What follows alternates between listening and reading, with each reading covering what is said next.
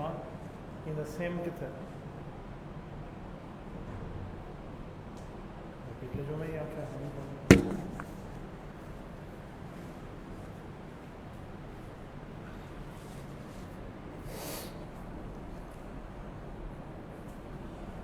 अस्सलामु अलैकुम वरहमतुल्लाहि वबरकातुहू।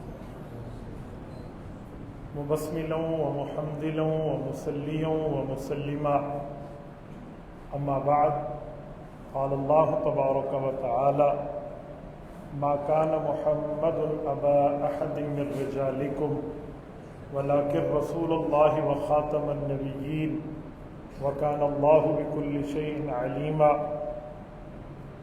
अन अबी हुरैरह रज़ियल्लाहु तआला अन्हु क़ाल क़ाल रसूलुल्लाहि सल्लल्लाहु अलैहि वसल्लम अना आखिरुल अंबिया व अंतुम आखिरुल उमम।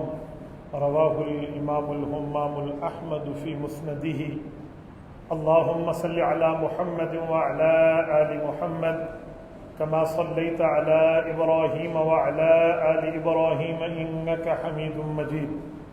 अल्लाहुम्मा बारिक अला मुहम्मद व अला आलि मुहम्मद कमा बारकता अला इब्राहीम व अला आलि इब्राहीम इन्नका हमीदुम मजीद। मेरे मुअज़्ज़ज़ दोस्तों, आज 11 अक्टूबर 2024 और 7 रबीउल सानी सन 1446 हिजरी जुमअतुल मुबारक का अजीम दिन है। हमारे मुल्क पाकिस्तान में 6 फरवरी 2024 को सुप्रीम कोर्ट ऑफ पाकिस्तान ने जो एक गलीज़ कादियानी की रिहाई और उसके हक़ में एक फ़ैसला दिया था, और उस पर पूरे पाकिस्तान में एक आवाज़ें उठी। हर मुसलमान ने, हर मकतब फ़िक्र ने, हर मजहबी सियासी जमात ने उसमें अपना हिस्सा डाला। हमारे मुल्क की हर माँ बहन ने, बुज़ुर्ग ने, भाई ने, बच्चों ने अल्लाह रब्बुल इज़्ज़त से दुआएं की।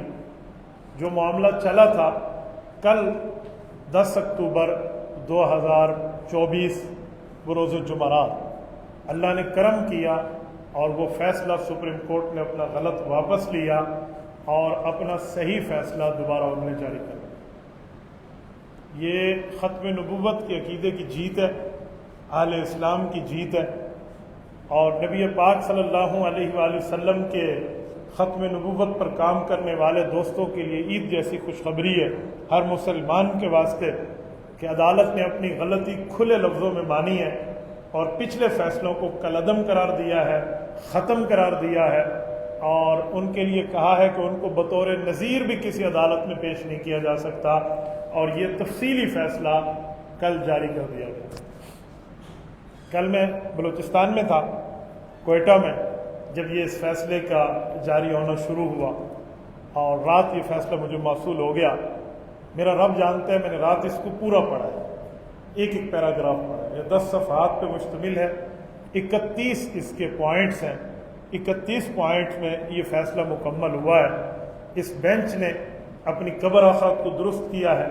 हमारे चीफ जस्टिस ने अपनी दुनियावी ज़िंदगी भी बेहतर रखी है, अपनी आखिरत की ज़िंदगी भी बेहतर रखी है, और अपने हल्फ की वफादारी की है।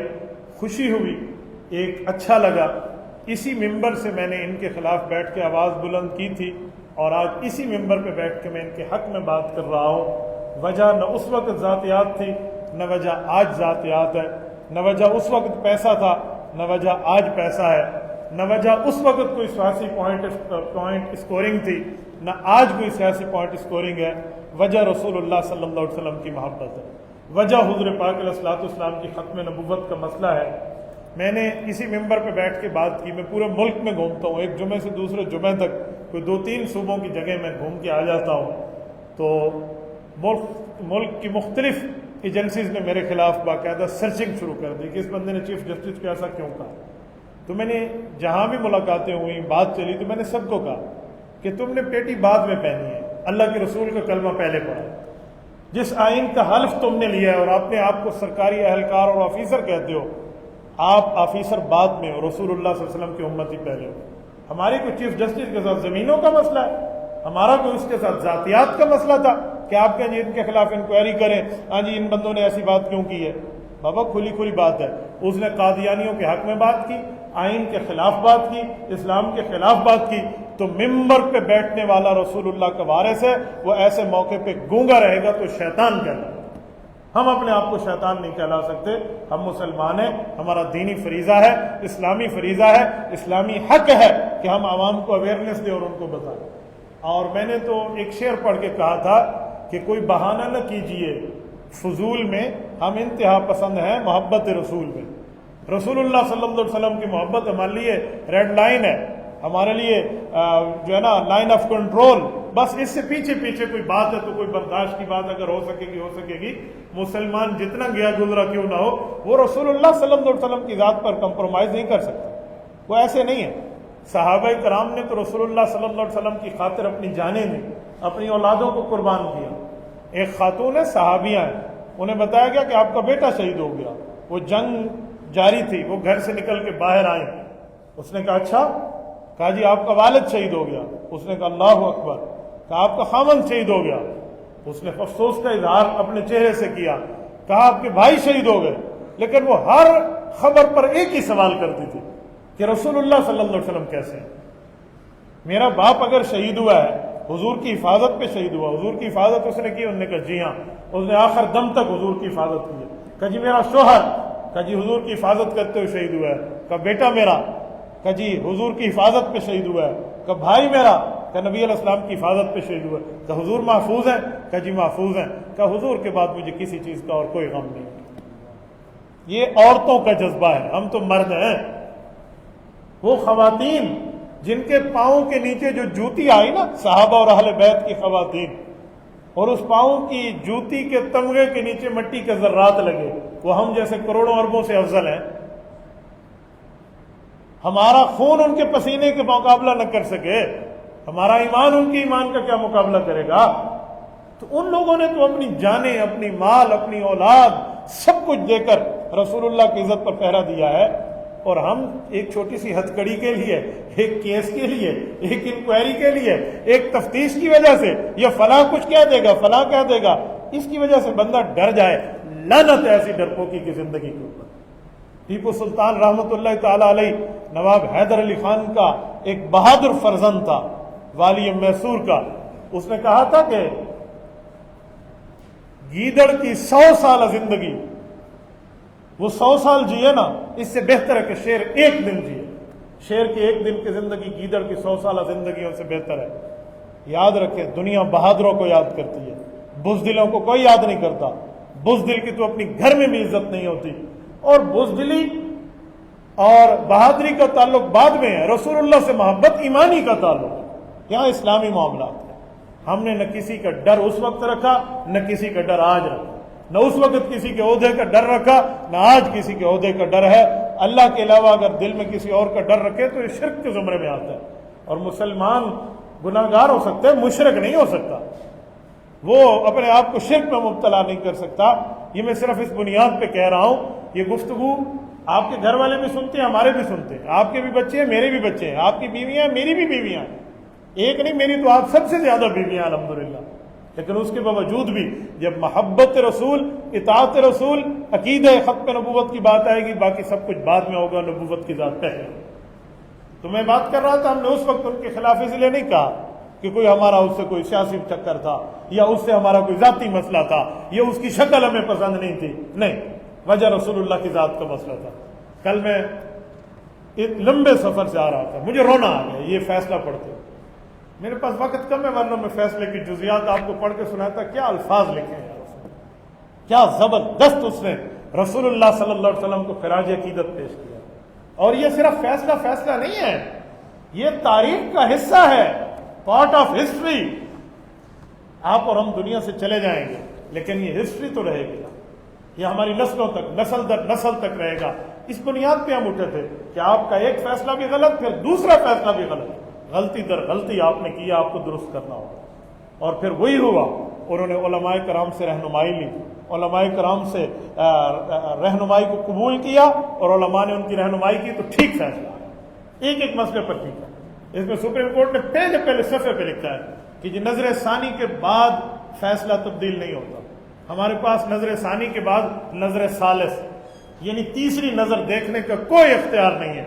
تو ہم نظر ثانی کا فیصلہ بھی دے چکے ہیں, تو پھر یہ تیسری دفعہ کا فیصلہ کیا ہے؟ تو اس نے کہا تیسرا فیصلہ نہیں ہے, یہ اپنے پچھلے فیصلوں کی غلطی کی درستگی ہے. بہت بڑی بات ہے, بہت بڑی بات ہے کہ وقت کی سب سے بڑی عدالت کا سب سے بڑا جج کھلے کھلے الفاظ میں اپنی غلطی مان.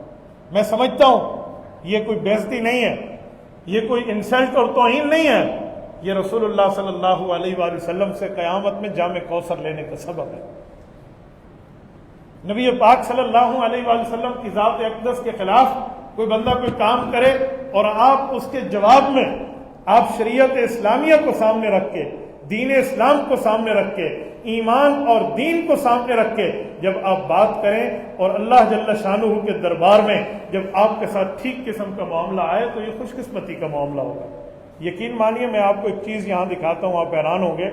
جس وقت ہم لوگ ملت اسلامیہ کے تحفظ کے لیے, رسول اللہ صلی اللہ علیہ وسلم کی ذات اقدس کے تحفظ کے لیے نکلتے ہیں, تو رسول اللہ کا جو دشمن ہے, قادیانی, مرزائی, جن کو نبوت سے دشمنی ہے, وہ جب آپ کے خلاف بات کرے اور اس طرح کہے کہ یہ مسلمانوں کا فلاں آدمی ہمارا دشمن ہے, تو مجھے اس پر پریشانی نہیں ہوتی, خوشی ہوتی. میں کہتا ہوں جتنے مرزائیوں نے ہمارے خلاف لکھا نا, یہ ہماری بخشش کا سبب ہے. کل قیامت میں اللہ کے دربار میں اور نہیں تو یہی بات تو پیش کر دیں گے کہ اللہ تیرے نبی کے جو دشمن تھے نا, وہ ہمیں اپنا دشمن تسلیم کرتے تھے. یہ کل کی ایک دوست کی پوسٹ ہے, یہ ٹویٹر کے اوپر قادیانیوں کی مین آئیڈیز ہیں. یہ یورپ سے بیٹھ کر باقاعدہ میری تصویر لگا کر, نام لکھ کر اور میرے یہاں کی گفتگو کی ویڈیو اسکرین شاٹ لے کر باقاعدہ انہوں نے ہمارے خلاف نفرت انگیز پروپیگنڈا مہم کو لکھا ہے. جتنی گالی اس میں مجھے دی ہے اس نے, یہ جو تبرہ اس نے کیا ہے, یہ سارے جائیں بھاڑ میں. میں انہیں کہتا ہوں یہ چیز میرے لیے قیامت میں رسول اللہ صلی اللہ علیہ وسلم سے شفاعت کا سبب بنے. میں اس مرزائی کو ڈائریکٹ نہیں جانتا, یہ دشمن رسول ہے, لیکن جی تو چاہتے ہیں کہ اس کو بے ایمان ہونے کے باوجود بندہ تھوڑی مٹھائی بھیج دے کہ منہ میٹھا کر لے, تو نے ہماری بخشش کے لیے معاملہ آسان کر دیا, تو نے سرکار دو عالم صلی اللہ علیہ وسلم کے دربار میں ہمیں سرخرو کرنے کے لیے لکھا ہے. یہ میں کل واپس آ رہا تھا تو میرے دوست ہیں وہاں, بھائی محسن کاکڑ, اللہ ان کو جزائے خیر دے, انہوں نے کہا صحیح آپ نے دیکھا یہ مستقل آپ کے خلاف ہے. میں نے کہا میں نہیں دیکھا. تو باقاعدہ 18,000 آدمیوں نے اس کو اس وقت شیئر بھی کر لیا. 18,000 فیگر کو کم نہیں ہے, اور وہ ایک دشمن کی آئی ڈی ہو اور مرزائیوں کی ہو اور وہ خدا دشمن ہو جو رسول اللہ صلی اللہ علیہ وسلم کی ذات اقدس کا مخالف ہو, اگر وہ ہمیں اپنا مخالف مانتا ہے تو اس سے بڑی خوش قسمتی کی بات اور کیا ہوگی. اور وجہ کوئی ہمارے ان کے ساتھ ذاتیات کا چکر نہیں ہے, مسئلہ رسول اللہ کی ذات کے تحفظ کا.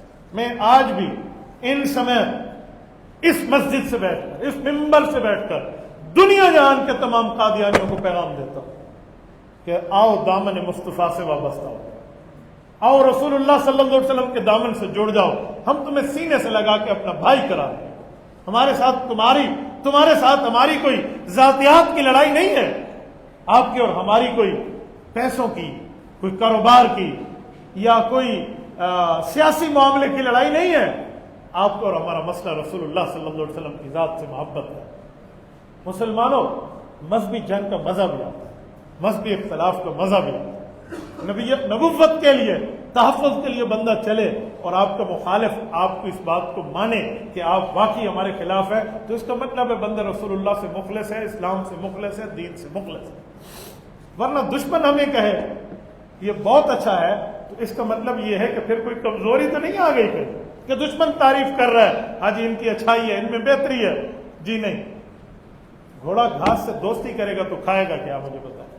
گھوڑا بھی گھاس کو کہے گھاس میرا دوست ہے, ہی از مائی فرینڈ, زبردست, ان کے اور میرے درمیان ایک لولی اور بیوٹیفل ریلیشن ہے, تو وہ بیچارہ گھوڑا کیا کھائے گا, اس نے 2 دن بعد مر ہی جانا.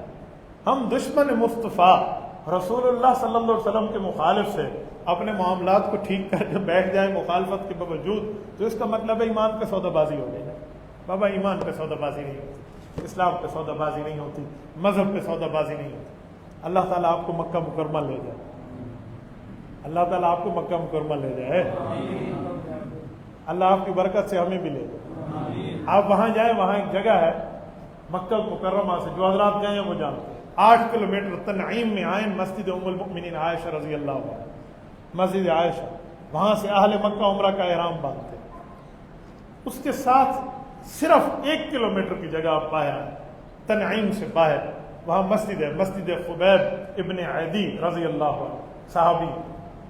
یہ وہ جگہ ہے جہاں ایک صحابی کو محبت رسول میں کفار نے پھانسی دی تھی، یہ خبیب ان کا نام تھا، ان کو پھانسی دی تھی اور بڑے ظلم ان پہ کیے تھے، اور کہا تھا ہمارا ایک مطالبہ ہے، بس اتنا کہہ دو کہ میں نبی کی وجہ سے پھنس گیا ہوں، نعوذ باللہ، حضور کی وجہ سے میرے ساتھ ایسے ہو رہا ہے۔ آج میری جگہ وہ ہوتے نا تو یعنی اس طرح کوئی نعوذ باللہ غلط جملہ کہہ دو، تو اس صحابی نے باوجود کہ اس کا جسم اس وقت لوہان تھا، لوہے کی کنگھیوں سے اس کو کنگھی کی گئی تھی، تو اس وقت کہنے لگے کہ ظالمو، اگر میں اپنے گھر میں آرام سے بیٹھا ہوں اور حضور پاک علیہ السلام کے پاؤں میں کانٹا چبھے مجھے تو یہ بھی گوارا ہے۔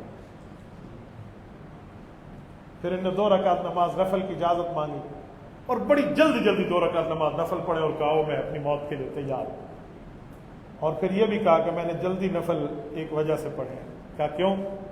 کہیں تم یہ نہ کہو کہ موت کے ڈر سے خبیب لمبی نماز پڑھنا۔ یہ ہے اسلام کے شعر، یہ ہے لائنز آف اسلام، اس لیے نہیں۔ اور جب شہید ہوئے تو جبرائیل امین نے آ کر رسول اللہ صلی اللہ علیہ وسلم کو اطلاع دی تھی۔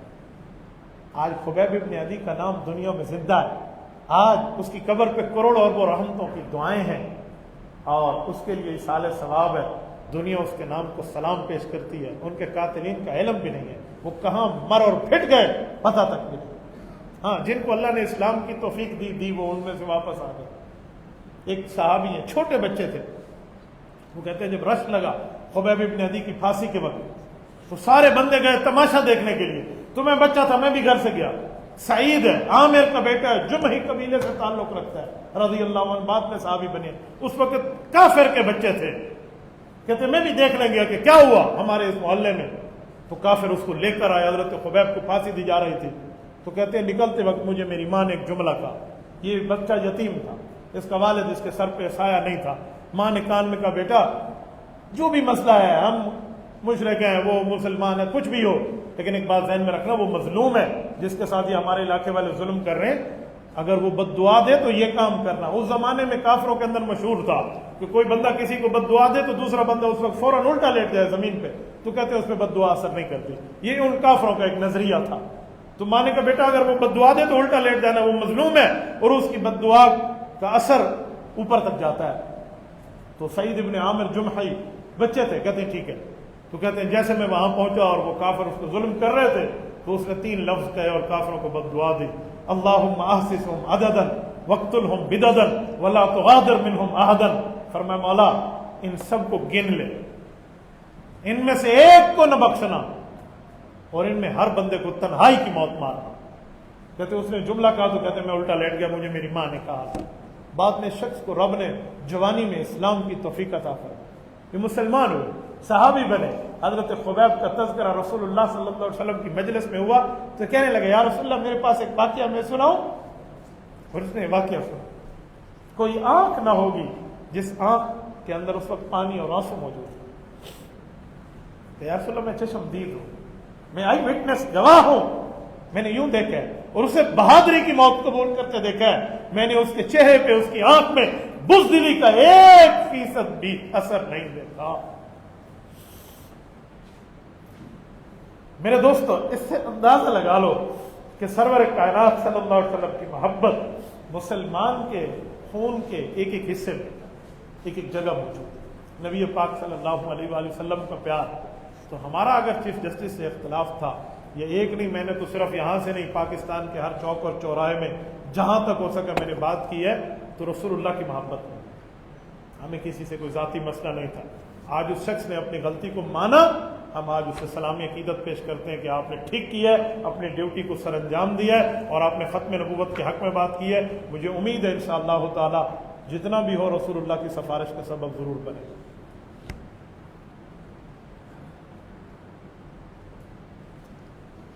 میں اس کے 2-4 پوائنٹس آپ کی خدمت میں رکھ دیتا ہوں تاکہ یہ تاریخ کا ایک حصہ بن جائے گا بعد میں۔ چیف جسٹس نے یہاں پہلے پوائنٹ کی وضاحت میں نے کر دی. دوسرے پوائنٹ میں اس نے مختلف سیاستدانوں کا اور مختلف علماء کرام کے نام لکھے ہیں کہ ہم نے فلاں کو بلایا، فلاں کو بلایا، فلاں کو بلایا، ہم نے نوٹسز جاری کیے، آؤ عدالت کو بتاؤ. مختلف مسالک کے علماء ہیں، مختلف جو ہے نا کیا کہتے ہیں جو ہے نا سیاستدان جماعتوں کے بہت سے حضرات کے نام ہیں. وہ کہتے ہیں ان میں مولانا مفتی محمد تقی عثمانی دامت برکاتہم بھی تھے، لیکن وہ ترکی میں تھے، تو ترکیہ سے بیٹھ کے انہوں نے ویڈیو لنک میں ہماری معاونت کی. اور پھر جو سیاستدانوں کو بلایا اس میں سے ایک سیاستدان بھی حاضر نہیں ہوا سوائے مولانا فضل الرحمان دامت برکاتہم. چیف جسٹس نے نام لکھا، پہلے نمبر پہ نام لکھا کہ جو حاضر ہوئے نا ان میں پہلے نمبر پہ مولانا فضل الرحمان صدر جمعیت علماء سے. سیاستدانوں میں صرف ایک بندہ گیا عدالت سے بات کرنے. میں اس موقع پہ کسی پہ اعتراض نہیں کرتا، لیکن اتنی بات کہتے ہوئے ضرور حق سمجھتا ہوں کہ مسلمانوں اپنے ووٹ اور سپورٹ میں کم از کم ختم نبوت کی قربانیاں بھی دیکھ لیا. باقی باتیں بعد میں ہوں گی، میری گھر کی گلی بنی ہے یا نالی بنی ہے نہیں بنی. کہ ختم نبوت کی چوکیداری کے لیے چیف جسٹس لکھ رہا ہے کہ کون آیا ہے میرے سامنے میرے نوٹس پہ. نوٹسز تو سب کو جاری تھے. باقی علماء کے اس نے نام لیے، مختلف مسالک کے 2 4 5 حضرات کے نام لیے کہ بس یہ آئے اور مولانا فضل الرحمان صاحب آئے اور پہلا نام لکھ کے اس نے. کہاں ہے وہ زبانیں جو حضرت مولانا کے لیے بکواس کرتے نہیں تھکتے تھے کہ چیف جسٹس کے سامنے تو اس کا کوئی کردار نہیں ہے، یہ تو وہاں گیا ہی نہیں ہے. اور ہمارے کچھ وہ بغض کے اندھے جو صرف حضرت شیخ الاسلام دامت برکاتہم کا نام لے کے کہتے تھے، انہوں نے سمجھایا مولانا فضل الرحمان کہتے ایسی باتیں کرتے ہو تم لوگ، یہ تم عقل کے اندھے ہو، تمہاری آنکھیں اندھی ہیں، تمہارے چہرے میں آنکھیں موجود نہیں ہیں، اللہ نے اگر بصیرت کھینچی ہے تمہارے پاس بصارت نہیں ہے. یہ چیف جسٹس کے فیصلے نے پہلے نمبر پہ حاضر ہونے والوں میں کن کا نام لکھا ہے. یہ رہتی دنیا تک انشاءاللہ تعالی یہ ہسٹری کی ایک دستاویز ہے جو انشاءاللہ رہے گی. تو میں اسی لیے اپنے انتخاب پر ہمیشہ خوش ہوں کہ ہم نے اپنی قیادت کے انتخاب کیا تو ٹھیک ترتیب پہ کیا. اور اس کے بعد چیف جسٹس نے لکھا ہے کہ جب ہمارے سامنے قادیانیوں کی وہ تفسیر آئی جس کا نام تفسیر صغیر ہے، تو کہتا اب اندازہ لگا. چیف جسٹس کہہ رہے ہیں پہلے 2 فیصلوں میں نے اس کتاب کو پڑھا نہیں تھا. میں اسی لیے تو کہتا ہوں کہ آوازیں تبھی اٹھی تھیں کہ آپ نے اپنی ڈیوٹی پوری نہیں کی. کہتے ہیں علماء کے کہنے کے بعد ہم نے اس کو پڑھا. یہ لفظ ہے، اس پہ مینشن ہے. کہتے ہیں ہم نے پڑھا تو اس میں تو بڑی بڑی گستاخیاں نکل آئے، اس میں تو اللہ کے خلاف، رسول اللہ کے خلاف، اس میں انبیاء کرام کے خلاف، اہل بیت اور صحابہ کے خلاف لکھا ہوا تھا. یہ چیف جسٹس کہتے ہیں.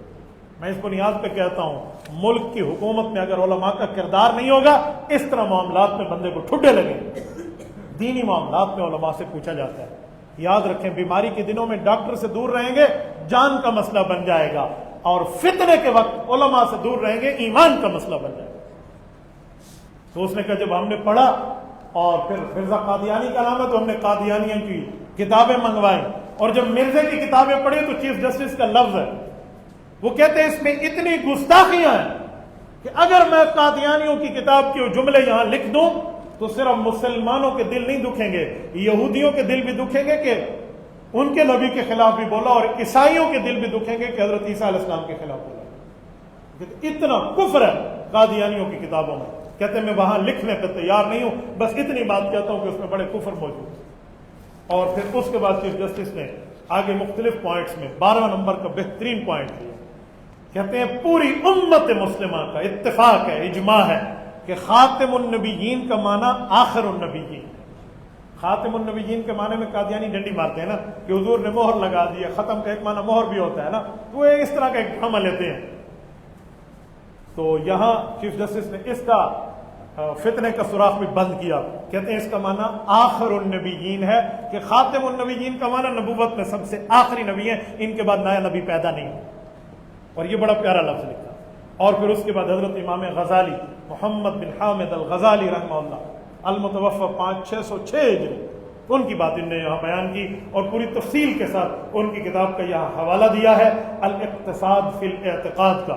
بہت بہترین حوالہ حضرت امام غزالی کی کتاب کا دیا. پھر قرآن کریم کی آیات دیے، پھر احادیث پاک دیے، اور پھر یہ ساری چیز سمجھا کے کہا کہ ہمارے آئین میں بھی یہ چیز درج ہے کہ قادیانیوں کا معاملہ کیا ہے، اور لہٰذا ہم اس آئین کو نہ غلط کہہ سکتے ہیں نہ چھیڑ سکتے ہیں، ہم اس پر 100% عمل کی بات کرتے ہیں. یہی بات تو ہم پیٹ رہے تھے، یہی غلطی تو علماء بتا رہے تھے، جو الحمدللہ ان نے پھر اس کو یہاں مانا.